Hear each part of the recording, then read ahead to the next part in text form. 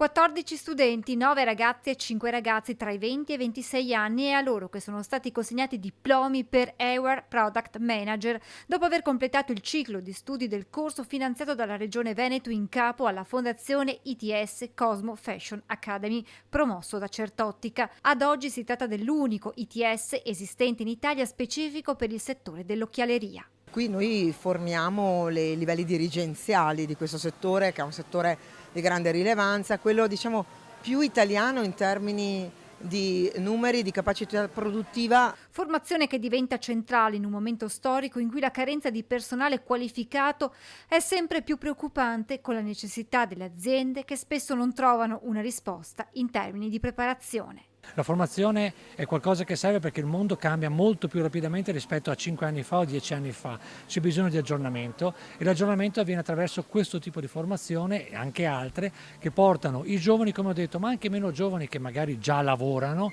a imparare un'arte nuova. Alla fine della cerimonia c'è stata l'intitolazione della sala Giovanni Coffen Marcolin. Credo che oggi sia il momento migliore perché mio padre è una persona molto attenta alle giovani generazioni, puntava molto sui giovani